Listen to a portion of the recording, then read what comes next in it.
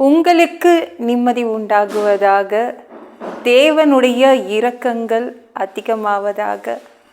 தேவன் என்ன சொல்கிறாங்கன்னா, ஏசாயா 60:18, இனி கொடுமை உன் தேசத்திலும் அழிவும் நாசமும் உன் எல்லைகளிலும் கேட்கப்பட மாட்டாது. உன் மதில்களை இரட்சிப்பென்றும் உன் வாசல்களை துதி என்றும் சொல்லுவாய். உங்ககிட்ட கொடுமை இருக்காது, உங்கள் வாழ்க்கையில் அழிவு இருக்காது, உங்கள் வாழ்க்கையில் நாசம் இருக்காது. இதெல்லாம் நீங்கள் காதில் உங்கள் காதில் விழாதுங்க. நீங்கள் இதெல்லாம் காதில் கேட்க மாட்டீங்க. நல்ல நல்ல நியூஸ் மட்டும் தான் கேட்பீங்க. இதெல்லாம் இந்த மூன்றும் உங்கள் வாழ்க்கையில் இருக்காது. கொடுமை இருக்காது, அழிவு இருக்காது, நாசம் இருக்காது. நீங்கள் இனிமே இதை மாதிரி விஷயத்தெல்லாம் காது கொடுத்து நீங்கள் கேட்க வேண்டிய அவசியமும் இல்லை. அது காதில் விழவும் விழாது. நல்ல செய்திகள் இனிமேலேருந்து உங்கள் காதில் விழும். உங்களை சுற்றி தேவன் என்ன பண்ணுறாருன்னா, இருக்கிற மதில்களை ரொம்ப ஸ்ட்ராங்காக ஆக்கி வைக்கிறாரு. உங்களை சுற்றி இருக்கிற வேலி நல்லா ஸ்ட்ராங்காக போடப்படுது. ஸ்ட்ராங்காக ஆக்குறார், பாதுகாக்கிறாரு. உங்களையும் உங்கள் மதில்களையும் பாதுகாக்கிறார். ஒன்று விடாமல் எல்லா இடத்தையும் பாதுகாக்கிறாரு. அதனால் ரொம்ப பத்திரமாக இருப்பீங்க. ரொம்ப பத்திரமாக நீங்கள் பாதுகாக்கப்படுறீங்க. நல்லதே தான் நடக்கும். நல்ல விஷயங்களை கேள்விப்படுவீங்க. இவ்வளோ கடன் இழுத்து வச்சுருக்கான், அழிஞ்சு தான் போகிறான், ஒன்றும் இல்லாமல் தான் போகிறான் அப்படின்னு மற்றவங்க பேசுகிறது காதில் விழுதா? மற்றவங்க என்ன பேசினாலும் கவலை இல்லை. உங்களை பாதுகாக்கிறதுக்காக தேவன் இருக்கார். இவ்வளோ வியாதியை வாங்கி வச்சுருக்கான், ஒன்றும் இல்லாமல் தான் போகிறான், என்ன ஆக போகிறான்னு தெரில, இவ்வளோ சாபத்தை வாங்கி வச்சுருக்கான் அப்படின்னு உலகம் பேசுதா? உலகம் என்ன வேணால் பேசிட்டோம். ஆனால் தேவன் என்ன சொல்கிறாருன்னா, உங்களையும் உங்களை சுற்றி இருக்கும் மதிலையும் அவர் பாதுகாப்பார். மிகவும் பத்திரமாக உங்களை பாதுகாப்பார். இந்த உலகம் பேசும், வாய்க்கிலேயே பேசுங்க, ஆனால் பாதுகாக்கிறதுக்காக வராது. உங்களை பாதுகாக்கிறதுக்காக இந்த உலகம் வரவே வராது. ஆனால் தேவன் என்ன பண்ணுவார்? உங்களை பாதுகாப்பார். உங்களை சுற்றி இருக்கும் வேலியையும் பாதுகாப்பார். அதனால் நீங்கள் ரொம்ப நல்லா இருப்பீங்க. வாழ தெரியாமல் வாழ்ந்துருக்கலாம். எக்கச்சக்கமாக நீங்கள் வாழ தெரியாமல் வாழ்ந்து கடனை இழுத்து வச்சுருக்கலாம். சாப்பிட தெரியாமல் சாப்பிட்டு வியாதிகளை இழுத்து வச்சுருக்கலாம். அதெல்லாம் தேவன் என்ன பண்ணுவார்? அதிலிருந்துலாம் காப்பாற்றிடுவார். அதனால் கவலைப்படாதீங்க. தேவன் இன்னைக்கு உங்கள் கூட இருந்து அத்தனை விஷயங்களிலும் இருந்து உங்களை காப்பாற்றுவார். தானியல் இருக்காங்களே, அவங்கள பார்த்து ஊரே பேசிச்சிங்க.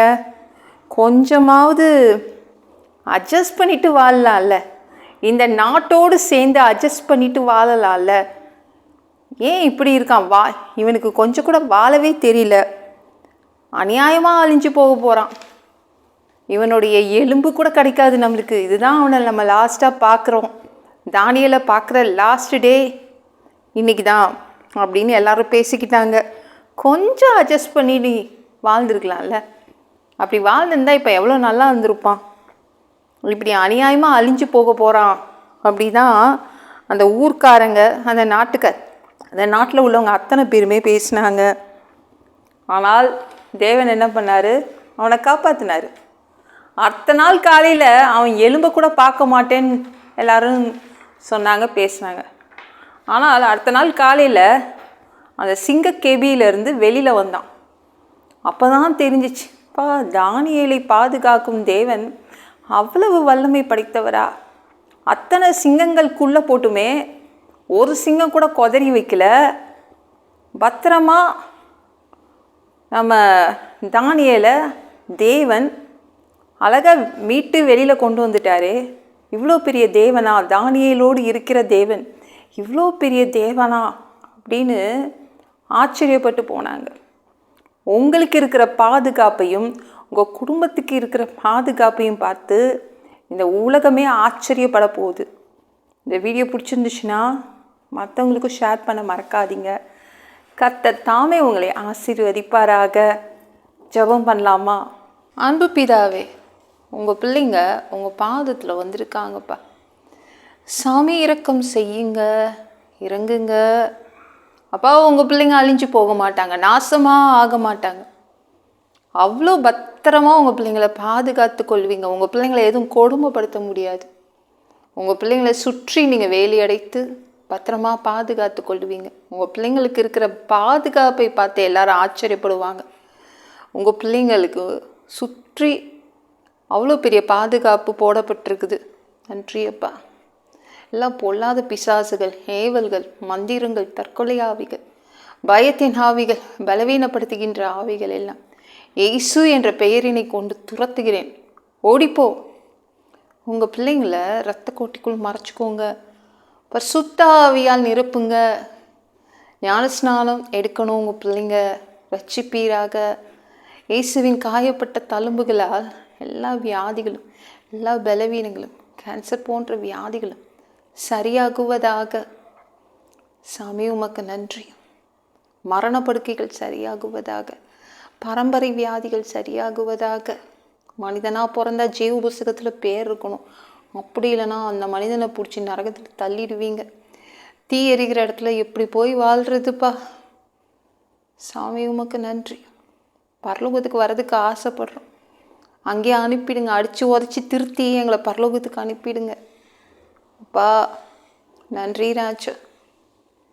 பா கழுவப்படாத பாவங்கள் இருந்த திரு ரத்தத்தை கொண்டு கழுவி எங்களை பரலோகத்துக்கே அனுப்பிடுங்க. எந்த ஒரு இமைப்பொழுது நீங்கள் வருவீங்கன்னு இயேசுவை வணங்கி வணங்கி காத்துட்ருக்கோம். இப்போ சுத்தமாக வாழ்ந்து வாழ்ந்து காத்துட்ருக்கோம். அந்த ஒரு இமைப்பொழுதில் உங்களுக்கு ஒப்பாக ஒரு உடம்பு எங்களுக்கு கொடுக்கப்படும். அதை பெற்றுக்கொண்டு மதிய வானத்தில் உங்களை சந்திக்க வருவோம். அந்த தருணத்தை இழந்துடக்கூடாதுப்பா. இப்போ சுத்தமாக வச்சுக்கோங்க. 7 வருடம் ஆந்தி கிறிஸ்து ஆட்சியில் விட்டுட்டு போயிடாதீங்க. சாமி உமக்கு நன்றி. பிசாசு நடத்தும் ஆட்சியில் விட்டுட்டு போயிடாதீங்க. 3வது தடவை கூட இந்த பூமியை ஆட்சி செய்வதற்காக வருவீங்க. 1000 வருட அரசாட்சி செய்வீங்க. அந்த ஆட்சியின் கீழ் வசிக்க ஆசைப்படுறோம். அந்த காலகட்டத்துக்கும் எங்களை கூப்பிட்டுக்கோங்க. எல்லாவற்றையும் ஒப்பு கொடுக்குறேன். ஏசு மூல ஜெபம் கேளும் பிதாவே.